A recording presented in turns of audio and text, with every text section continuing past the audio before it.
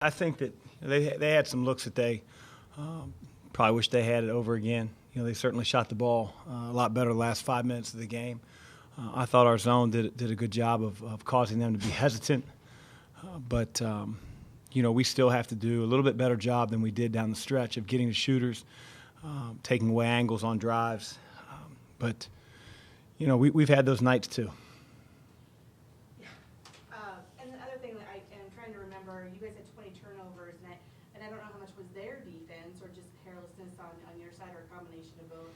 A little bit of both, but give them credit. They're one of the best defensive teams in the country, whether they're in man or zone. I feel like they have some elite level individual defenders. Chris Dunn being the one that's most prominent, but they have other guys that can really guard the ball as well, and they have a toughness about them.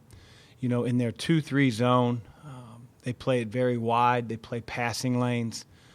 Chris Dunn has incredible anticipation skills and put those to use in the first half that really got their run going to start the game. So a little bit of both. That's a big part of our game plan is being able to take care of the basketball, whether they're in man or zone.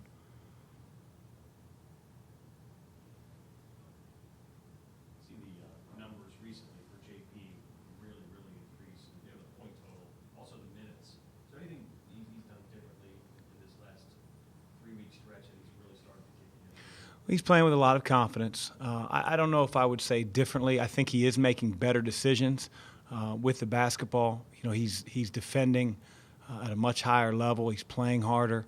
Want him to rebound a little bit more, especially on the defensive end. Early in his career, he was not very good on the ball as a defender. He's got a ways to go, but he's much improved in that area, which gives you confidence to play him even more.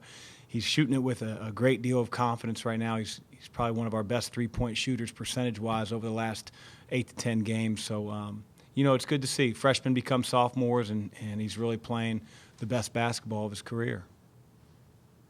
To piggyback off that, you mentioned before that he's the kind of guy that likes to antagonize people that get under their skin when he's playing. Offensively, when he's playing at that level, does it even take it that level up to another, level? JP's always been a guy that plays with supreme confidence. Even as a freshman, the moment was never too big for JP. He's not the guy that's only going to shoot it in the first half, and when it's a close game, defer. I mean, if he's open, he's going to take the shot. He relishes that. He did it a lot in high school.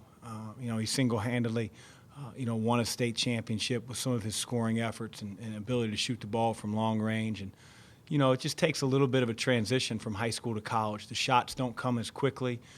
There's heavier scouting reports. There's better defenders, more athletic guys with experience.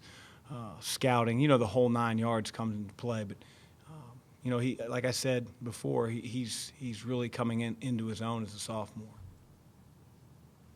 You seem to have a special relationship with Coach Cooley. How far do you guys go back? I just remember Ed from the time that he was an assistant coach at Boston College. And, Ed just has a special way with people. I don't think that I'm necessarily special. I just think that that's just the way Ed is, and he's very welcoming. He's funny guy. He's very personable. His family's a huge priority to him, and the times outside of competing and in season, whether it's at a Final Four, whether it's Big East coaches meetings, whether it's a Nike trip, you name it. I just have always felt a kinship to Ed, and just a guy that I think does it the right way and is very real and genuine. You guys are playing for so much as you are. Heading towards March, tournament seeds, Big East. You guys are in the mix for the Big East championship, and you have a top 25 team coming here tomorrow night. How do you drill it down to your team to be focused on one motivational thing tomorrow night? Well, that's just it. The results are going to play themselves out. We put ourselves in a position where we don't have to scoreboard watch, at least when it comes to the NCAA tournament. We just have to worry about Providence. We have to worry, what do we have to do better from game one in game two and make that a point of focus. And if we do that, everything else will take care of itself. And to look at the bigger picture, it's not really in our makeup. And because it's not in our makeup as a coaching staff, we're not going to pass that burden on to our players. We're more focused in on taking away a really good team, a team that's played better on the road than at home in conference play and has two of the best players in our league. The other player we haven't talked about is Ben Mental. He scored 25 last time and has really been tearing it up despite a recent injury. Seems like he's back from that. You talked about him before, but he's a guy that can step out and shoot a three just as much as he can face the basket. Well, and that makes him very difficult to defend. You know, he's extremely versatile. He's playing with a great deal of confidence. He's as strong as an ox. He's got a great touch out to the three-point line. And, you know, Ed puts him in situations where, you know, you have mismatches. You know, if he has a slighter build player on him, he's going to take him into the post. You know, if he has maybe a slower plotter type of guy on him, he'll take him out to the perimeter and not only settle for three-point shots but drive him. He's got a quick first step, and he's got a high motor. He plays really hard on the offensive side of the floor. He's a terrific offensive rebounder. So he's a big challenge. You know, it's why he's leading our league in scoring. And we got to do a great job on every player on their team, but in particular two players that really get them going scoring-wise.